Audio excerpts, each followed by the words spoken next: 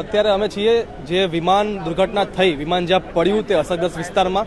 આ વિસ્તારની હાલત એટલી ભયંકર છે અત્યારે કે તમને જોઈને અંદાજો આવશે કે આ વિમાન પડ્યું ત્યારે જે બ્લાસ્ટ થયો હશે તે કેટલો ભયંકર હશે અને તેની ગરમી કેટલી ભયંકર હશે.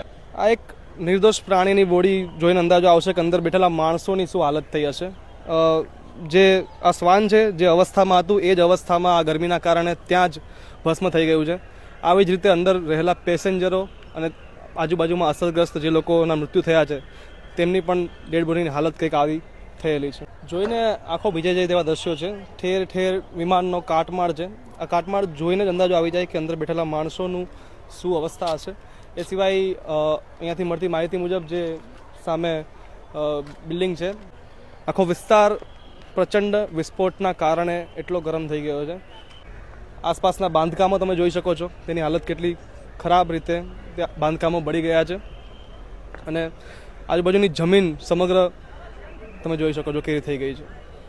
આ બિલ્ડિંગમાંથી અત્યાર સુધીમાં 15થી વધારે ડેડ બોડી નીકાળવામાં આવી છે અને આ ડેડ બોડી જેની કાઢવામાં આવી છે તે યાત્રીઓ નથી પરંતુ કેટલાક સ્ટાફ ક્વાર્ટરમાં રહેતા લોકો છે. આ તમે પાછળ જે જુઓ છો વિમાનનો પાછળનો હિસ્સો છે તે જે કેન્ટીન એરિયા હતો વિદ્યાર્થીઓનો ત્યાં આગળ પડેલ છે. કેન્ટીન એરિયામાં રહેલા બધા તમામ વિદ્યાર્થીઓના મોત થયેલા છે. બિલ્ડિંગમાં વિમાન ક્રેશ થઈ ગયા બાદ વિમાનની જે ઇંધણની ટાંકીઓ હતી તેમાં પ્રચંડ વિસ્ફોટ થવાને કારણે આ જે બિલ્ડિંગ દેખાય છે, ક્વાર્ટર્સ દેખાય છે, એ ક્વાર્ટર્સને ભારે માત્રામાં નુકસાન થયું છે.